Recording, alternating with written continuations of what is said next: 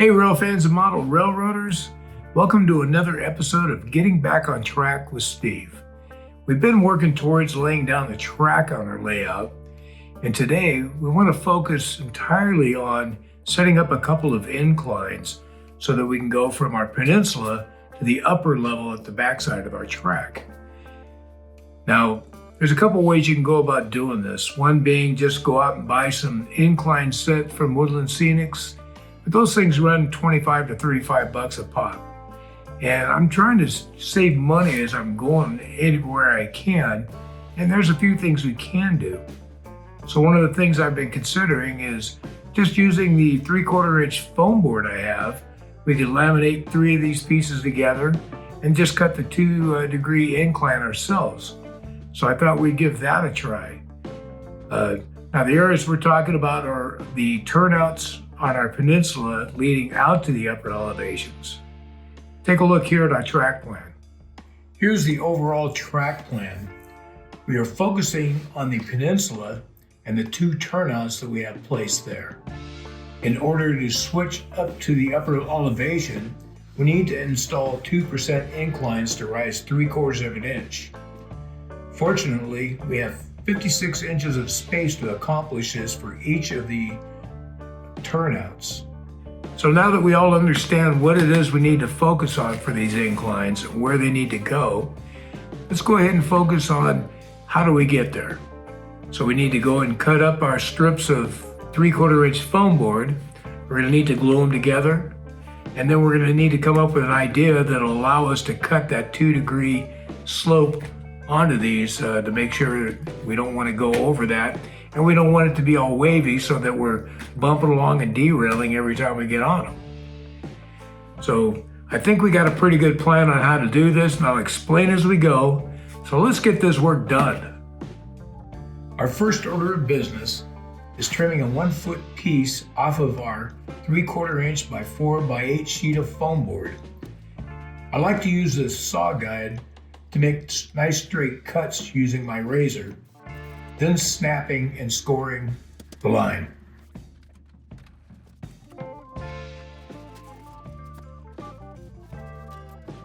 Now we can move over to the table saw, and here I can set up to cut square 2-inch strips of foam. I found that the foam board is probably the easiest thing I'll ever cut on this table saw.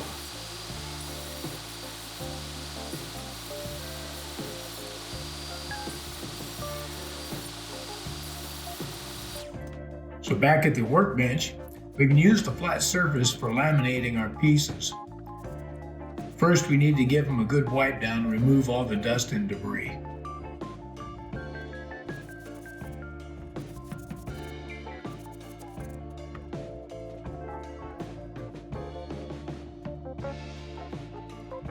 Then, we apply some adhesive on the mating surfaces and spread evenly.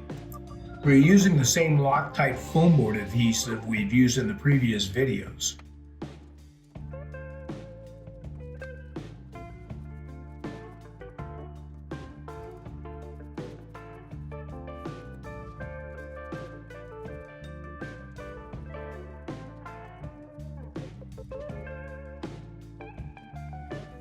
Using the table surface to align the pieces, we assemble the pieces, and then we'll put weights on them to hold it in place during the drying cycle.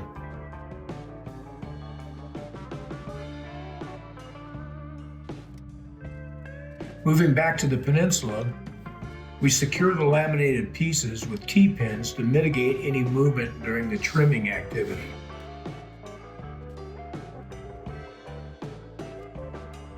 Then once secured, we place the Woodland Scenics 2% income pieces we had already purchased for either side and pin them into place.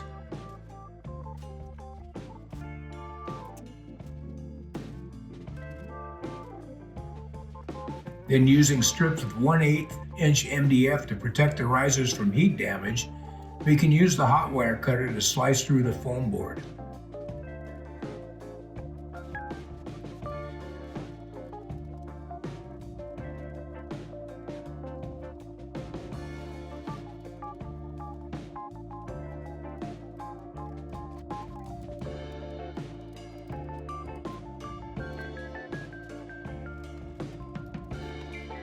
Then after the first cut, we can fine cut any areas that need more additional trimming.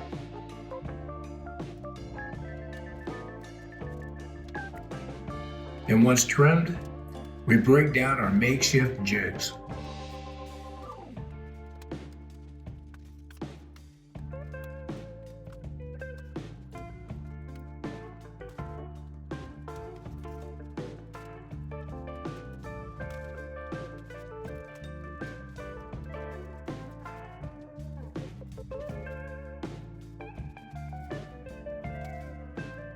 The final step will be a little sanding to flatten out the surfaces. Care is needed to make sure we are not creating dips along the length.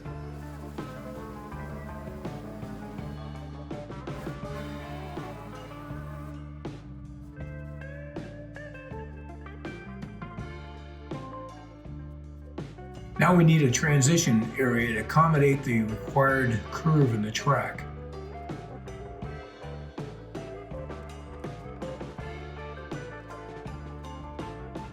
Then once everything is fit into place, we can start the gluing process again. And here we're going to use the same foam board adhesive we have been using. Apply our beads, spread it down nice and thin, and apply some weight to hold it in place during the cure time.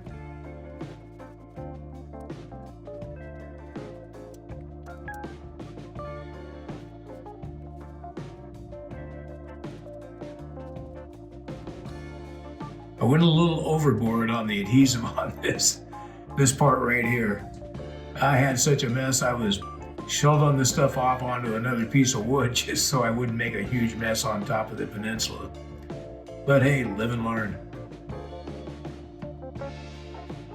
Once everything's glued up, we can pin the end, and then we're going to add some more weights to it to hold out in place while it sets up and cures.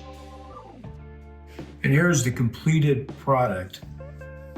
We have both the left hand and right hand side, and I'm going to be working on creating easements going on and off of these inclines, so that way we can mitigate any problems with uncoupling of cars or derailments. But I think this looks pretty good. I think it'll serve our purposes. Well, there you go. We managed to get our inclines cut in using the hot knife, and I think it worked pretty well. With just a little bit of sanding, we smoothed them out. We've got a good transition from the flat to run up onto that 2-degree incline. And I think it's gonna run right just perfectly onto that upper elevation. I think I may do an additional one as we go. I think maybe we could do some industries down on the Peninsula and have another track that runs up the middle that services the industries, and we could go ahead and run cars up to the upper level for pickup to other locations, empty cars and swap out for loaded cars. It could be a good plan. So we'll explore that a little further in future episodes, but in the meantime, make sure you hit like, hit subscribe, and hit that bell so you know when every time, and you'll get notified when we release new videos. And as always, we really appreciate your support.